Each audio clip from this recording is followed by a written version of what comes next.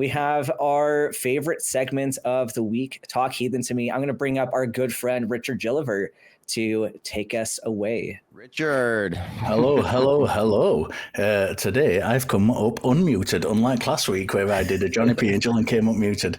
It's time for our Talk Heathen to Me segment where we get into the questions of the week. And last week we asked you, what would atheist heaven look like? And here are our top three answers. So number 3 comes from Kai Moore, who says, what would atheist heaven be? Free access to entire groves of the tree of knowledge. Maybe. Gents, what do you think of that one? So there'd be like a variety of all different kinds of knowledge, and you could go to the tree. It's kind of like Neo in the Matrix, right? He's like, you go to the tree and you're like, I know Kung Fu now, right? Is that how that works? That'd be cool. Yeah, I think we could live with that. Number 2 comes from, if I'm reading this correctly, there's probably some weird emoticon thing going off here, but to me it looks like it says Y, Sally, B.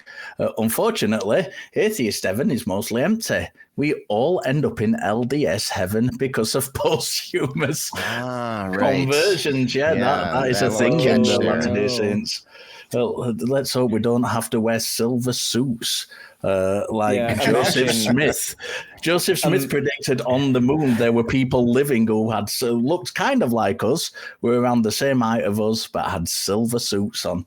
Another great thing he got wrong. Imagine if you tried to go to atheist heaven and you're like, oh man, I studied so much philosophy in life. I committed so much blasphemy in life. I'm ready to go drink Mountain Dew and play video games for all of eternity. And then you just end up having eternal spirit babies for the rest of forever. In Mormon heaven. Spirit babies. Big letdown there. Big letdown. And number 1 goes to Miranda Rensberger, who says atheist heaven is unlimited donuts and no diabetes.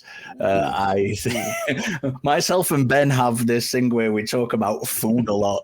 He's done so today in the pre-show because we just can't help himself. Getting off on the right foot here. And so I get the feeling we could really, really go with that one.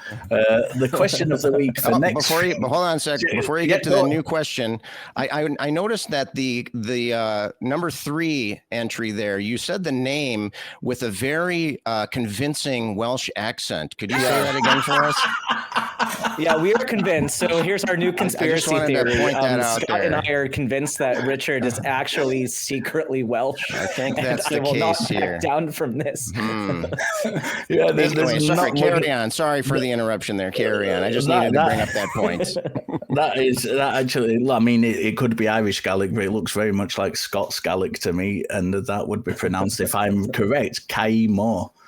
I know it doesn't look like that, but it's Gaelic and none of the words look like how they are pronounced. And I am not Welsh. Let's just set the record straight. I love Welsh people. I've got nothing against Welsh people. Hello, all our Welsh fans. You are lovely, lovely people. Despite the joke I made last week about you shagging sheep. You are all lovely, lovely people.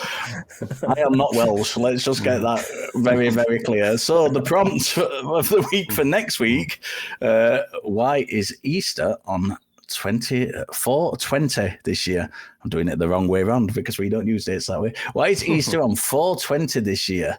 So you two, I'm going to throw it open to you. Why is Easter on the 20th of the 4th this year? This is confusing the hell out of me, this being written this way. Why is Easter on the 20th of the 4th this year?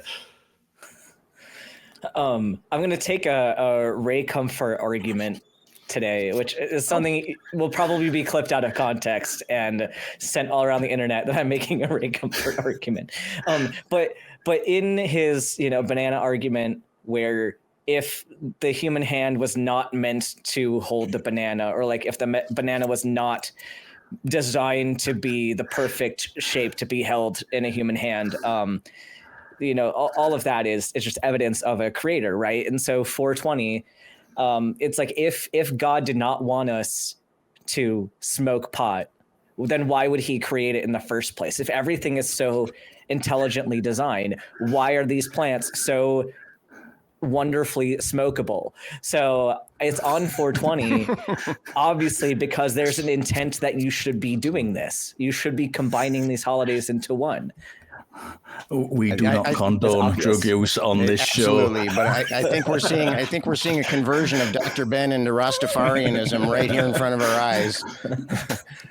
But I would say that Easter's on 420 this year because I think somehow the universe knew that we would need a little bit extra help maintaining our chill at family get-togethers in 2025. So I think that's why that Easter happens to fall on 420. I can't wait to see where Christmas is going to fall.